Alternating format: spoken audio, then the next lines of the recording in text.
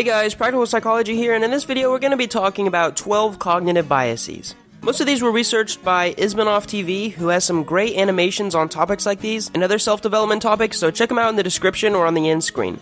Now let's get into it. Number 1 is anchoring bias. We humans usually completely rely on the first information that we receive, no matter how reliable that piece of information is when we take decisions.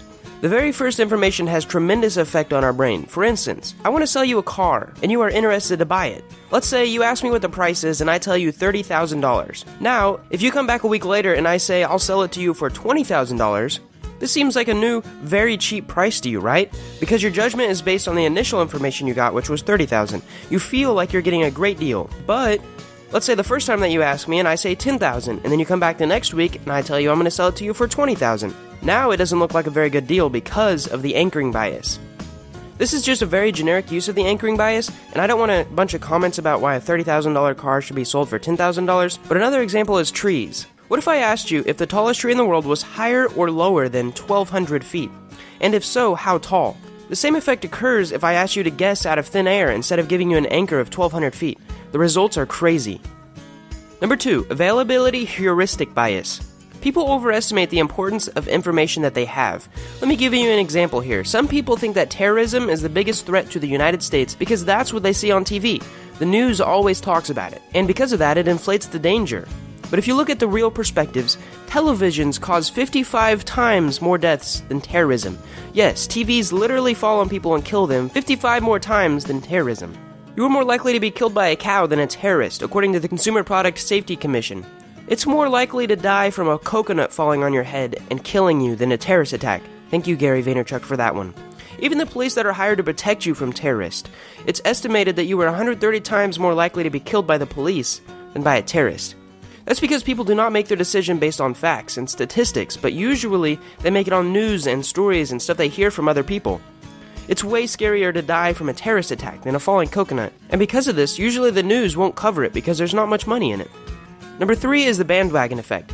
People do or believe in something not because they actually do believe it, but because that's what the rest of the world believes in. In other words, following the rest without thinking. If you've ever heard someone say, well, if your friends jump off a bridge, would you? Then that someone is accusing you of the bandwagon effect. It happens a lot with us. I mean, a lot of people vote for a certain candidate in the election because he's the most popular, or because they want to be part of the majority. It happens a lot in the stock market too. If someone starts buying a stock because they think it's going to rise, then a lot of other people are going to start picking the stock as well. It can also happen during meetings. If everyone agrees on something, you are more likely to agree with them on that object. In management, the opposite of this is called groupthink, and it's something companies try very hard to deter. Because if 9 out of 10 people agree on something, but the last person doesn't and won't speak up, it could squelch a great idea. Number 4 is choice supportive bias. So people have the tendency to defend themselves because it was their choice. Just because I made the choice, it must be right. For example, let's say a person buys an Apple product. Let's say it's a MacBook instead of a Windows PC. Well, he's more likely to ignore the downsides or the faults of the Apple computer while pointing out the downsides of the PC. He is more likely to notice the advantages of the Apple computer and not the Windows computer. Why would someone point out that they made a bad decision? Well, let's say you have a dog. You think it's awesome because it's your dog, although it might poop on the floor every now and then. The same goes for political candidates. Not the pooping part, but they both may suck. But one of the lesser of two evils may be more right in your mind because you voted for them. Number 5, confirmation bias.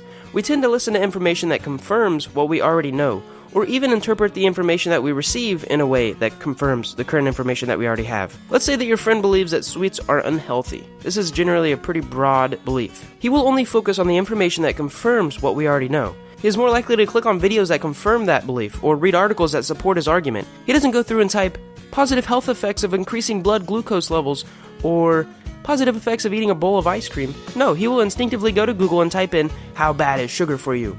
The confirmation bias is very dangerous in scientific situations, and is actually one of the most widely committed cognitive biases. Number 6, the ostrich bias. This is the decision, or rather subconscious decision, to ignore the negative information. It may also be an indication we only want to consider the positive aspects of something. This goes beyond not only looking for the positive information, but this is when there is negative information, and we choose to ignore it as an outlier. Sometimes, even when we have a problem, we try to ignore it thinking it will go away. Let's say you have an assignment to do. It's not something that you really want to do, so you may just keep on procrastinating with it, because your mind thinks that it'll go away, or is solved by ignoring it. Smokers usually, they know it's bad for their health, but a lot of them keep ignoring the negative implications of cigarettes, thinking it will not damage them or might stop them before anything serious will happen, because they consider themselves an outlier. To avoid finding out negative information, we just stop looking for it. Now, this could be a serious crime in many scientific research laboratories, and basically promotes ignorance. Number 7, outcome bias. We tend to judge the efficacy of a decision based primarily on how things turn out. After a decision is made, we rarely examine the conditions that existed at the time of the decision, choosing instead to evaluate performance solely or mostly on whether the end result was positive or not. In other words, you decide whether an action is right or wrong based on the outcome. This goes a little bit into consequentialism, but it goes hand in hand with the hindsight bias. Let's say there's a manager who wants to take the decision. His team and the data are telling him to make one decision, but his gut is telling him to make another decision. Well, he goes ahead and makes the decision that his gut told him to do. And then in the end, it was the right decision. Does that mean it's actually better to trust your gut rather than listen to your team who is advising you based on facts and statistics? Well, that's what the outcome bias is. You take the decision and base the effectiveness of your decision on the outcome, even if it was luck. Now, this is bad logical thinking and will actually lead you to ruined thinking and bad outcomes in the long run. Number 8, overconfidence. Sometimes you get too confident and start taking decisions not based on facts, but based on your opinion or gut because you have been correct so many times in the past. For example, you are a stock trader and you pick 5 stocks, and in a couple years, all of them turn out to be successful or profitable. It increases your confidence to a point to where you can start believing that whatever stock you pick will be successful. It's quite dangerous because you might stop looking at the facts and solely rely on your opinion. Check out the gambler's fallacy if you want more information on this. Just because you flipped a coin 5 times and it landed on heads doesn't mean that the next time there's more than a 50% chance of it landing on a head again. Ego is the Enemy is a great book about this bias, and I just made a book review on it. Number 9, placebo bias. When you believe something will have a certain effect on you, then it will actually cause that effect. For instance, you are sick and the doctor gives you a certain medicine. Even if that medicine does not actually help you, even if it's just made of sugar, you believe that it will help you and it actually causes you to recover quicker. This might not sound very logical, but dozens of experiments have proven this. That's why, if you realize positive people usually have a positive life, and vice versa. The way you think is super important, and we've hit on this in previous videos. For the same reason, a lot of personal development books say that if you really believe something, you will eventually achieve it, or at least find a way to achieve it. Because the placebo effect will give you the motivation that you need. The mind truly is a powerful thing. And this actually isn't always bad thinking. In fact, you can use the placebo effect in our advantage if we use it wisely. There's actually a reverse of this, and it's called the nocebo, and this is when it is negative. Number 10, survivorship bias. This bias is when you are judging something based on the surviving information. Let me give you an example here. There are a lot of articles titled like, 5 things millionaires do every morning. Does that mean doing those things every morning will make you a millionaire? No, there are tons of people who did them and didn't become a millionaire, but there are also tons of people who did them and did become a millionaire.